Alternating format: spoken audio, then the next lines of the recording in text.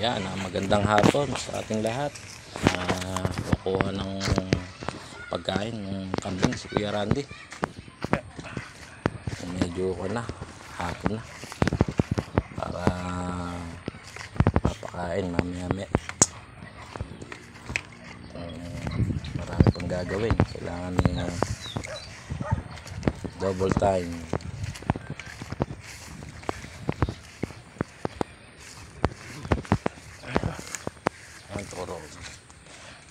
Isasama ko kayo sa pagkuha ng pagkain ng mga kambing.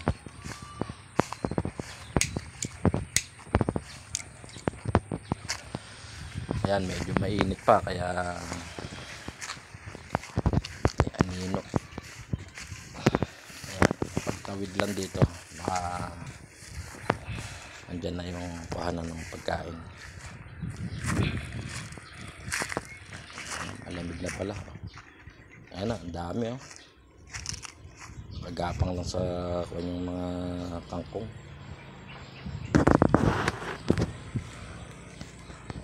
Ayan, yan ang kukunin natin.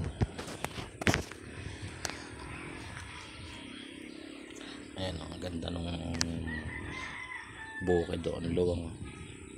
Diyan ko papastulan yung mga kambing. A few moments later. Kumakain na sila. Naikuha na natin ang pagkain.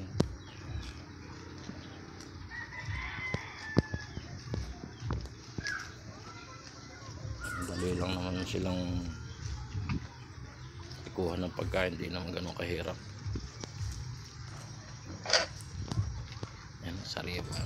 Ganda yung kangkong na yan. Press na press.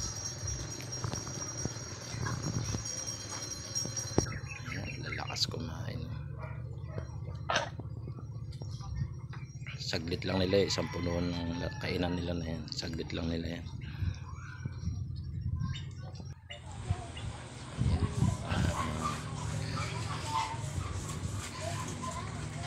Napagod si Kuya Randy sa pagkuha ng pagkain ng kambing.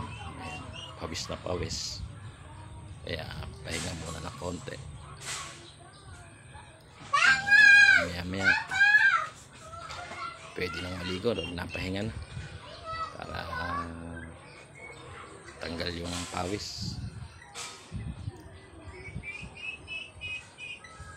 Medyo mainit kasi kanina, kumuha ako ng pagkain ng kambing kaya sobra pawis. Ayan, kain lang. Hindi sila naglulubay ng kakakain. Hindi nila lulubayan yan hanggat hindi ubos yan.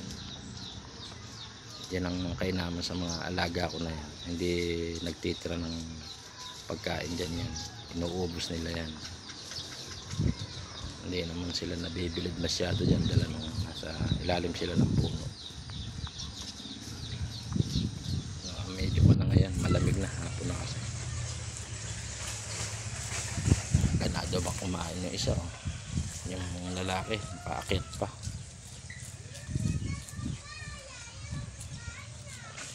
Talagang tataba yung mga alaga ko na yan. Ang malakas magsikain. Talagang magsisitaba yan. Ayan nga pala yung mga iba kong alaga, yung manok ng Rhode Island ba tawag dyan, yung mga nangingitlog ng kwan. Ang bitag ito, organic. Ayan, malaki yan. Ayan, yung baby. Natira pa akong baby. Ayan, dalawa. Saka andyan din yung mga alaga akong pabo. Ayan o.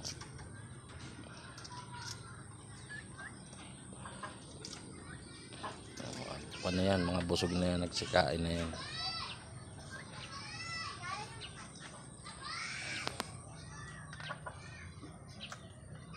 Hindi naman sila mahirap alagaan. Lahat naman ng mga yan madaling alagaan. Ayan, yung si Bantay. Siya yung bantay sa laki dyan sa mga alaga. Alaga akong manok. Kuminsan tinutugis. Ayan na. busog na yung mga alaga nating kambing. Pahinga na muna sila. Ayan. Busog na busog yung isa.